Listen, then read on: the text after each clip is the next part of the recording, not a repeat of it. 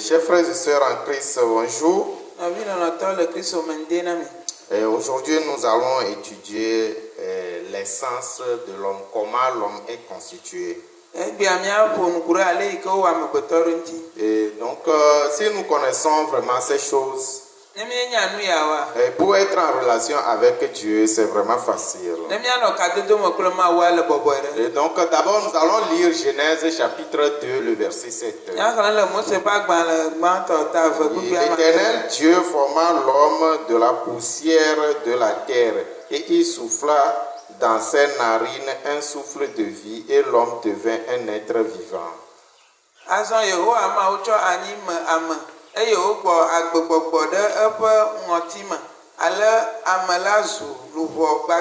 donc, quand nous voyons, il y a quoi?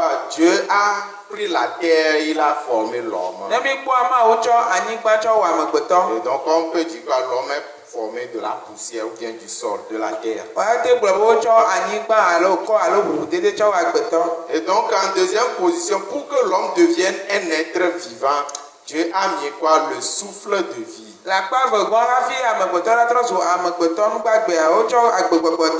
Donc quand nous voyons le souffle de vie, ce qu'on appelle le souffle de vie, c'est quoi?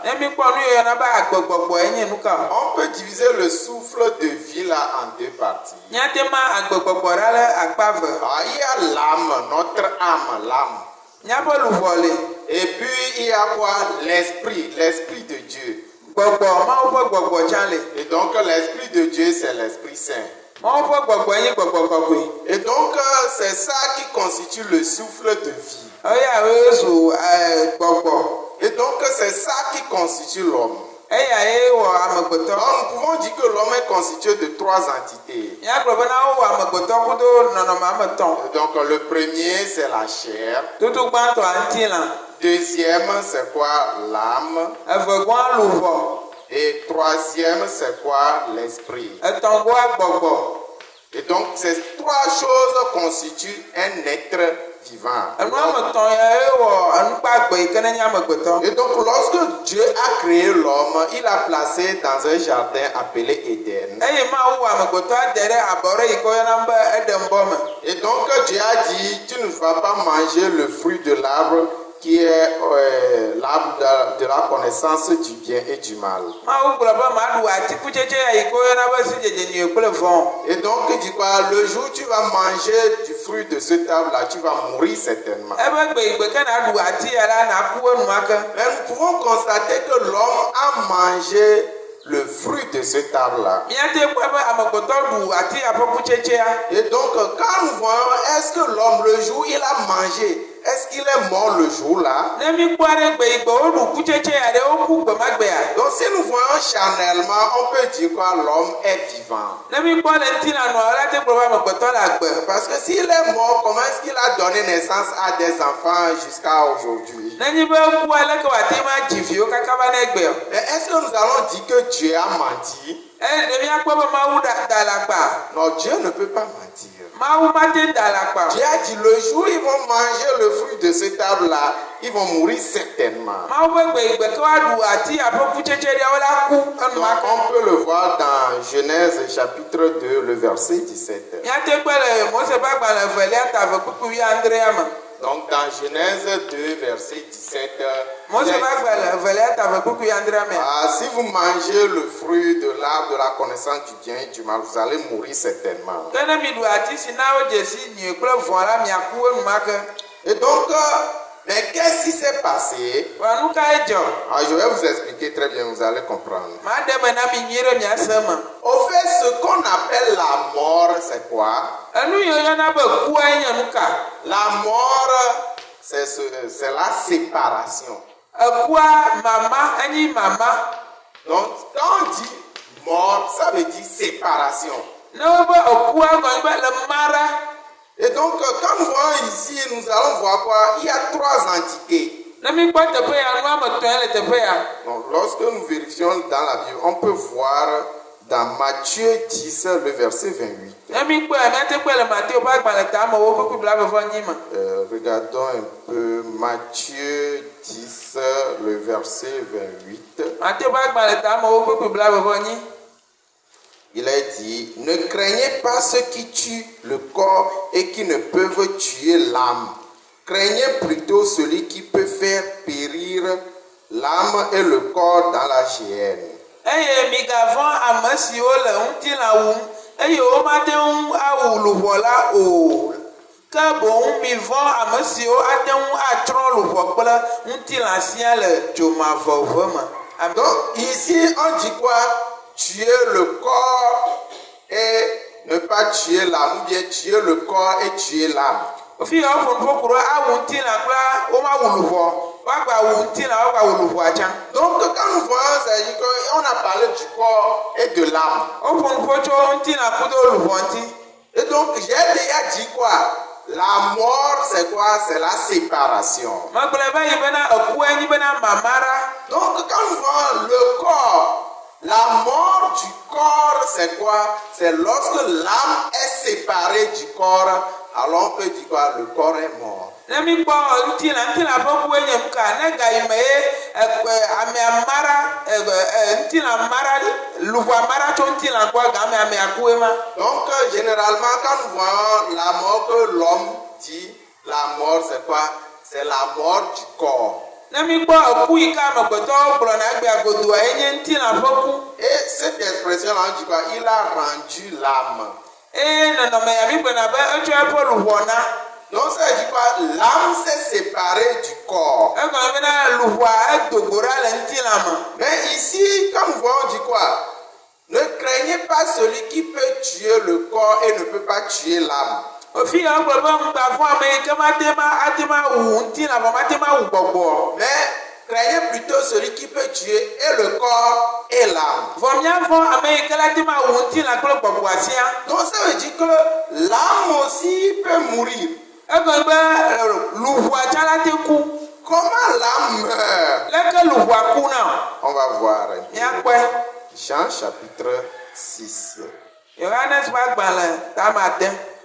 Jean chapitre 6, le verset 63. Yohanes ƒe agbalẽ tame 6 kpukpu bladenvɔtɔ̃. Il est dit, c'est l'esprit qui vivifie. La chair ne sert de rien. Les paroles que je vous ai dites sont esprit.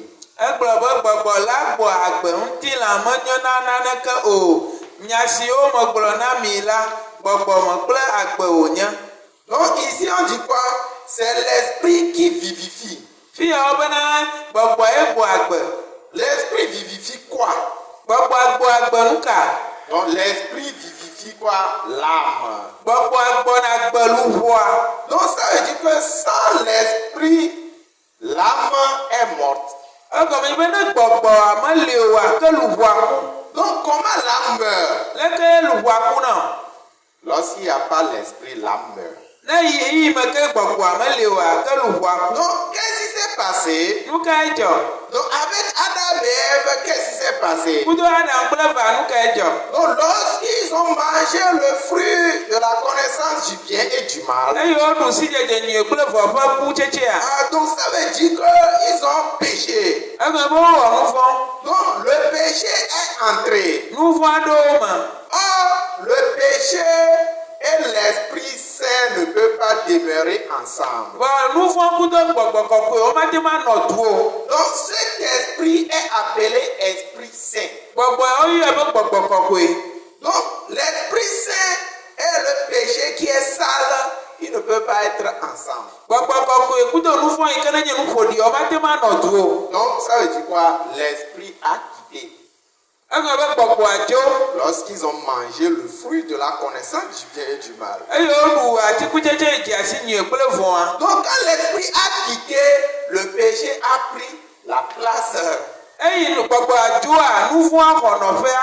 Et donc, ce qui veut dire quoi? Il reste seulement quoi? Le corps et puis l'âme.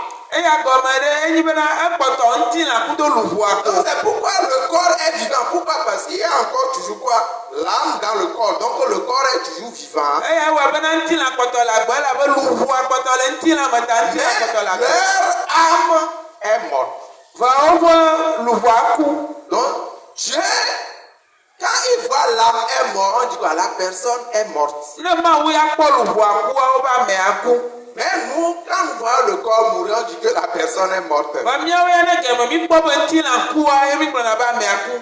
Donc la personne même, c'est qui? Amea ŋutɔŋutɔ ye nyi meka o. Donc nous avons trois entités. Enua me tɔn La ye le. chair, l'âme, l'esprit. Ŋuti la luʋɔa kple gbɔgbɔa. Nous-mêmes, c'est notre âme. Miawo ŋutɔa miaƒe luʋɔ. Donc l'homme, quand dit l'homme, ce n'est pas la chair, non. Ne wo be amegbetɔa menye ŋuti la. C'est l'âme, c'est Luʋɔa ye. nous-mêmes qui sommes l'âme. Luʋɔa ŋutɔ ye. Donc quand l'âme meurt, ça veut dire que la personne est morte. Ne luʋɔa kua ke amea ku. Donc ça veut dire que quand Adam et Ève ils ont commis le péché, Eye Adam kple Eva wɔ nu vɔa.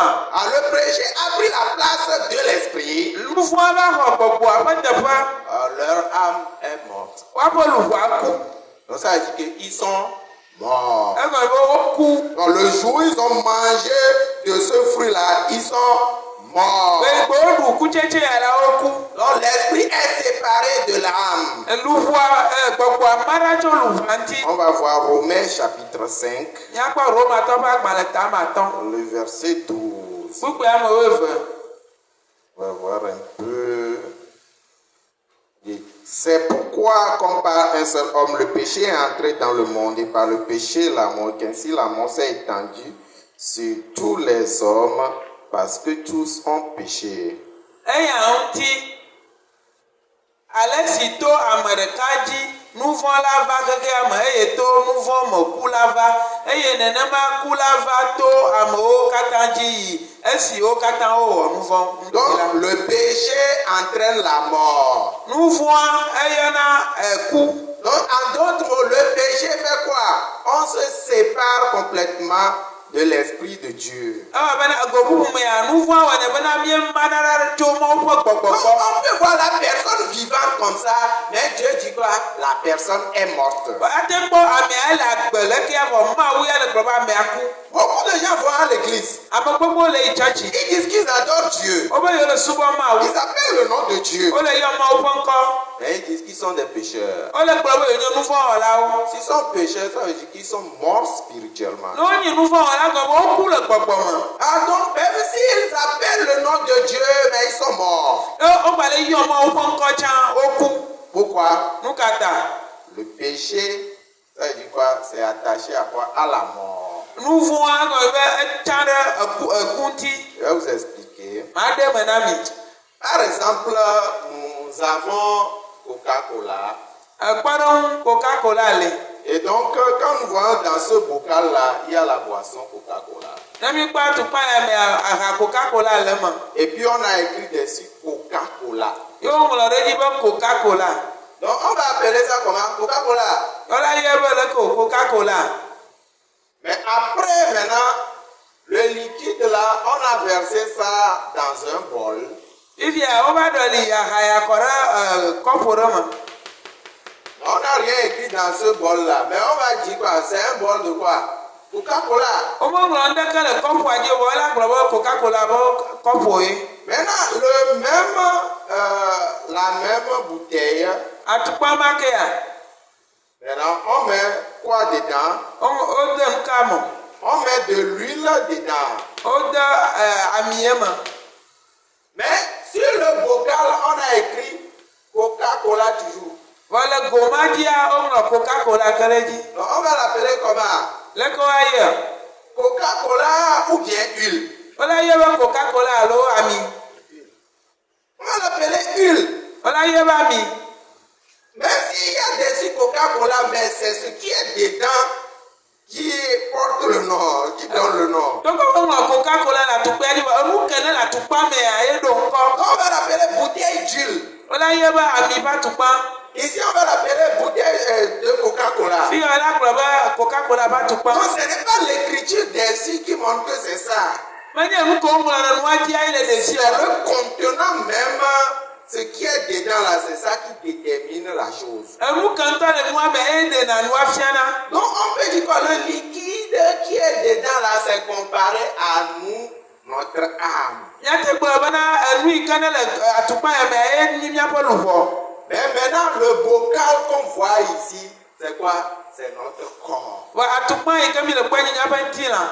Beaucoup de gens, ils entretiennent beaucoup leur corps, mais ils n'entretiennent pas leur âme. Ame gbogbo lena be na woƒe ŋuti la, vɔ melena be na woƒe luʋɔ. Ils s'inquiètent beaucoup de leur corps. Wo xaxana le woƒe ŋuti la ŋuti. Ah, je dois être jolie, je dois être belle. Me ɖewo la anya kpɔ, me ɖewo la nɔ ploploplo.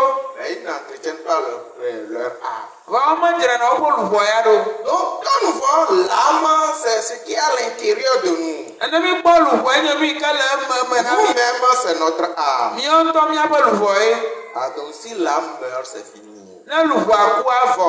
Donc, en d'autres mots, lorsque Adam et Ève, ils ont commis le péché, Le go bubu me ya Adam kple eva wɔ nu vɔa. alors on va voir Romains. Míakpɔ Roma. Romains chapitre 7, Romatɔ ƒe agbalẽ tame andre. verset 14. Kpukpe amewo ene.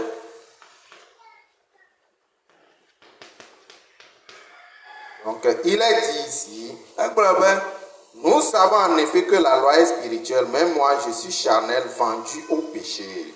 Elabena míenye bena se la nye gbɔgbɔmenu. Ke nye la, ŋutilãme menye. Wotsɔm ƒle ɖe nu vɔ̃ ƒe ŋusẽ te. Donc, on dit que moi je suis charnel, vendu au péché. Wobe nyea wotsɔm ƒle ɖe nu vɔ̃ ƒe se te.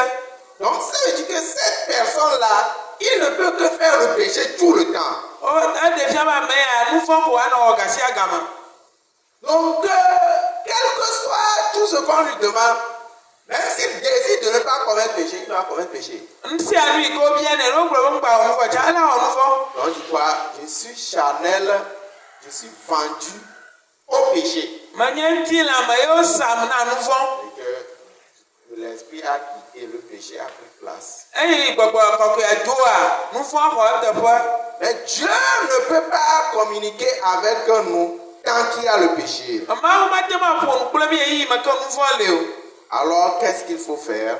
Fia nu ka míawɔ. Donc, pour être affranchi du péché maintenant, Bene míakpɔ vovo tso nuƒo ƒe asi me fifia. il faut qu'on paie le salaire du péché. Ele bena woatu nu vɔ̃ ƒe fe. Donc, ça veut dire que les péchés que nous sommes en train de commettre, il faut payer son salaire. Egblɔ be nu vɔ̃ yiwo ke mi le wɔa, mi ɖo la tu eƒe fe. Donc, lorsque nous lisons dans Romains chapitre 6, le verset 23, Ne mi xɔ Romatɔ ƒe agbalẽ tame ade kpukpui il dit blaeve-vɔ-tɔ̃a. que le salaire du péché, c'est la mort. Eƒe nu vɔ̃ ƒe fetue nye ku. Donc, en d'autres mots, pour être affranchi du péché, ce n'est pas qu'il faut arrêter de pécher, mais il faut qu'on paie le salaire de ce péché-là. Ego bubu me bene míavo tso nu vɔ̃ ƒe asi me, ame gɔme be míanɔ te nu vɔ̃ wɔwɔ vɔ, mi ɖo la tu fe le nu vɔ̃a ta. Mais maintenant, qu'est-ce qui s'est passé? Jésus-Christ est venu mourir pour nos péchés. Ifia nu ke dzɔ, Yesu Kristo va ku ɖe míaƒe nu vɔ̃wo ta. Donc, il est venu mourir pour nos péchés. Eva va ku ɖe míaƒe nu vɔ̃wo ta. C'est-à-dire qu'il a payé le salaire de nos péchés. Egɔnye be etu nu vɔ̃ ƒe fe. Ce que les gens ne comprennent pas, c'est quoi? Enu ya amewo mele se gɔme o, enye nu ka. Supposons qu'il y a une personne, Kpɔ ɖe ŋu ame ɖeka le. il veut faire les affaires. Edi la wɔ eƒe dɔwo. Et cette personne-là est allée à la banque. Eye ame ya yi banke. Donc ici, c'est la banque. Fi me nyi banka. Et donc, il est allé prêter l'argent. Ebe do ga le banka. Par exemple, il a prêté 100 000. Kpɔ ɖe ŋu edo alɔfa ɖeka. Donc, en prêtant 100 000, Eye wodo alɔfa ɖeka.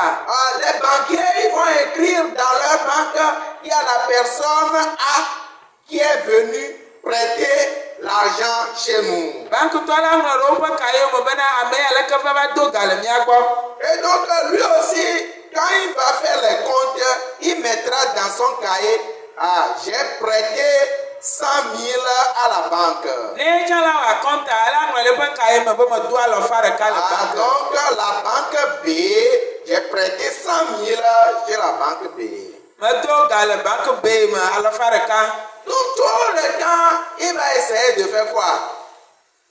Faire les affaires pour gagner l'argent et venir payer à la banque. Eyi yɔ katã le dze gbagba be yeawɔ dɔ ne yeakpɔ ga ne yeava tu fe ne banka. Mais le problème avec son activité, c'est quoi? Va kuku na eƒe dɔ enye nu ka o. Quand il fait le travail, après, quand il fait les comptes, il voit qu'il a perdu 1000 francs. Ne wɔ eƒe dɔa keke wòva wɔ akɔnta, ekpɔna be yi bu kotoku ɖeka. continue encore l'activité. Quand il fait encore les comptes, il voit qu'il a encore perdu 1000 francs. Donc chaque fois, il perd encore quoi? 1000 francs. Est-ce que cette personne-là, un jour, il pourra payer à la banque? Mais chaque jour, il donne la promesse à la banque. Ne vous inquiétez pas, je vais faire redoubler encore d'efforts. Mais il redouble d'efforts, mais il a encore la dette. Alors, est-ce qu'il pourra un jour payer la dette? Il ne pourra jamais payer la dette. Alors, qu'est-ce qui s'est passé? Il y a un de ses grands frères qui est venu. Donc, quand il est venu, il a constaté que son petit frère a la dette. Donc, qu'est-ce que je peux faire à mon petit frère? Alors, il est allé à la banque et puis il a payé la dette. Donc, quand il a payé la dette, il a laissé encore 1 million. Encore 1 million pour dépôt si en cas où le petit frère venait encore prendre l'argent. Donc il a laissé encore l'argent là-bas.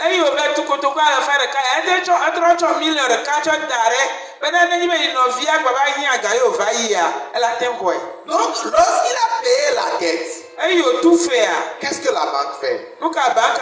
Automatiquement la banque barre le nom de A dans ceux qui sont endettés. Et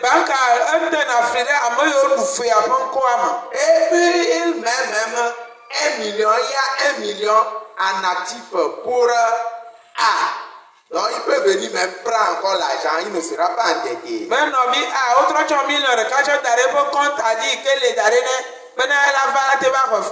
problème c'est que le petit frère il n'a pas l'information. S'il n'a pas l'information, lui-même il sera toujours quoi? Il dira toujours quoi? Je suis endetté. Tout le temps il pensera quoi? Non, j'ai encore la dette. Tout le temps ces dettes multiplient. Mais est-ce que c'est vrai que ces dettes multiplient? Oh, ces dettes c'est déjà payé. Tout est déjà payé. Il en a même en actif, ça dit quoi? Il ne pourra jamais s'endetter.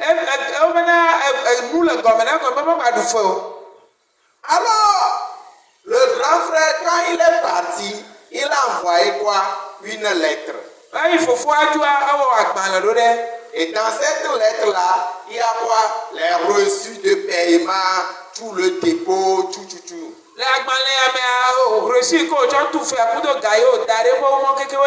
Donc, lorsque le petit frère il reçoit cette lettre-là, qu'est-ce qu'il doit faire? À partir de ce temps, il va toujours garder la dette dans son cahier ou bien il doit l'effacer.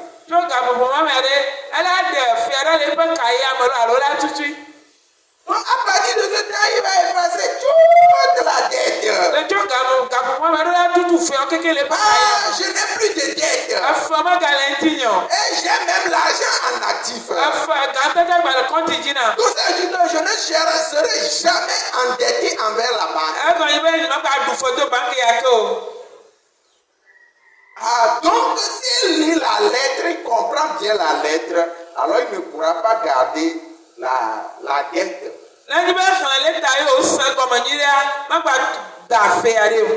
Il efface tout ça là dans son cahier.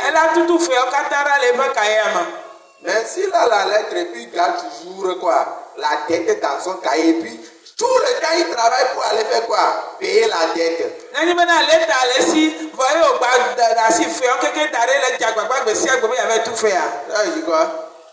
Il ne croit pas en la lettre. Il ne croit pas à son grand frère. Et que ce que son grand frère a fait pour lui-même, c'est zéro. Pourquoi? Parce que son grand frère lui a fait ça pour qu'il soit affranchi. Donc quand nous voyons dans la Bible, Jésus-Christ, il est à la place du grand frère. Il est venu payer le salaire de tous nos péchés. Donc il a payé à la banque. C'est sa vie qui est devenue le sacrifice de ce péché-là. Nous allons voir Ésaïe 40. Ésaïe 40. Versets 1 et 2. Consolez, consolez mon peuple, dit votre Dieu. Parlez au cœur de Jérusalem et criez-lui que sa servitude est finie, que son iniquité est expiée, qu'elle a reçu de la main de l'Éternel au double de tous ses péchés.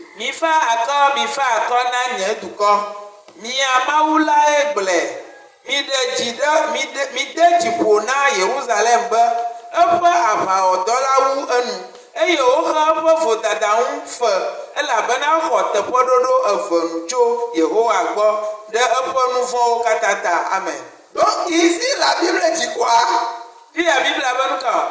Nous avons reçu au double de nos péchés. Donc Jésus-Christ a payé ça 2 fois. Ça dit quoi?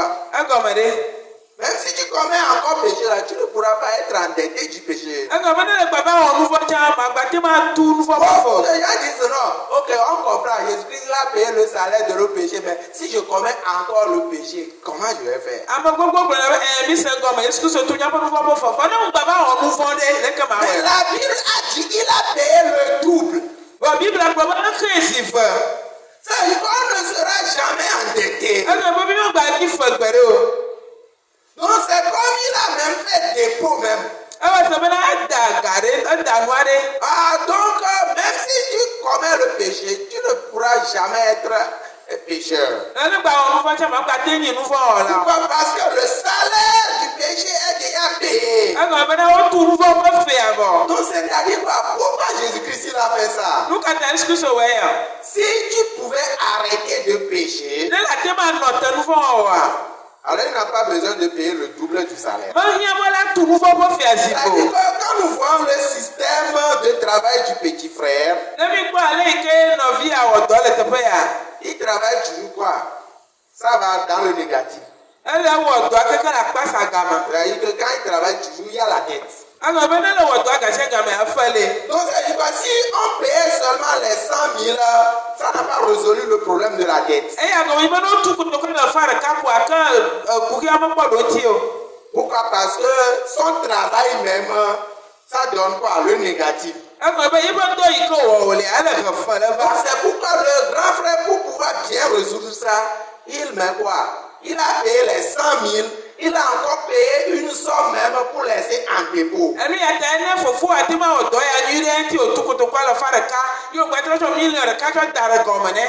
Donc quand nous voyons dans la Bible, Jésus-Christ a tout résolu. Nous allons voir Ésaïe 44. Verset 22.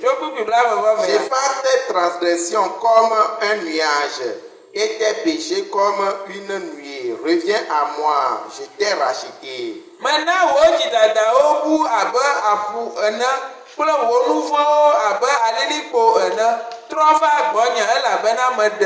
Amen.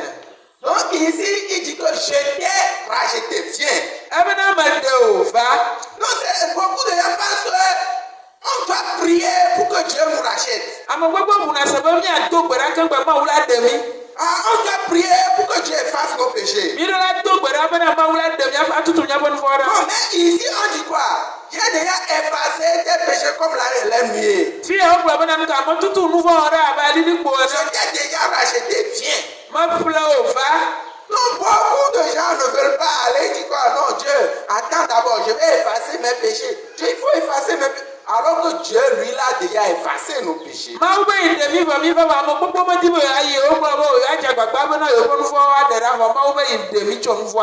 Lorsque nous voyons dans le livre d'Hébreux, Nemgbe Hebritɔ ƒe agbalẽa. Hébreu. Hebritɔ ƒe agbalẽ. Hébreu chapitre 10, le verset 10. Hébreu ƒe agbalẽ ta amewo kpukpui amewo. Et c'est en vertu de cette volonté que nous sommes sanctifiés par l'offrande du corps de Jésus-Christ, une fois pour toutes. Lɔlɔ̃nu sia amewo kɔ mía ŋuti le zi ɖeka ɖe eyawo katã nu to Yesu Kristo ƒe ŋutilãtsɔtsɔ na me.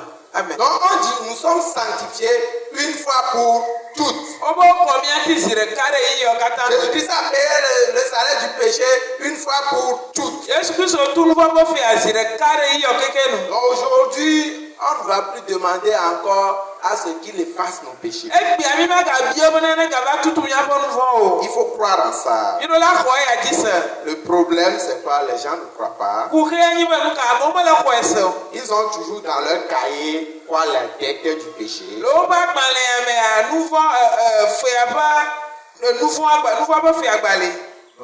C'est ces genres de personnes qui iront en enfer. Nene ƒe ame yawoe le yi dzomavɔ me. Mais on constate que beaucoup de gens vont à l'église, mais ils ont encore la dette du péché dans leur cœur. Ikpɔ be ame gbogbo le tsɔtsi vɔ nu vɔ ƒe fe ga le woƒe dzime. C'est ces genres de personnes qui sont appelées les incrédules. Ame yawo yɔ be dzimaxɔsetɔwo. Les incrédules croyants. Dzimaxɔse kristotɔwo. Donc ça veut dire quoi? Il va à l'église, mais il est incrédule. Egɔme ɖe wole yi tsɔtsi vɔ wonye dzimaxɔsetɔwo. Donc Jésus-Christ est venu résoudre le problème qui s'est passé avec Adam et Ève. Yesu Kristo va kpɔ kuxe yi ke dzɔ ɖe Adam kple Eva Donc c'est dome. pourquoi en croyant maintenant, tu crois que tous les péchés sont effacés. Donc automatiquement le Saint-Esprit descend sur ces personnes-là qui ont cru. Ne be ne xɔe se bena nu vɔwo katã wo tutu ɖa eyi ma me zi ɖeka gbɔgbɔ kɔkɔe ɖiɖina ɖe ame yiwo xɔe sea dzi. Et donc lorsque vous voyez dans le cas de Corneille, Ne mi kpɔ Corneille ƒe ŋutinya.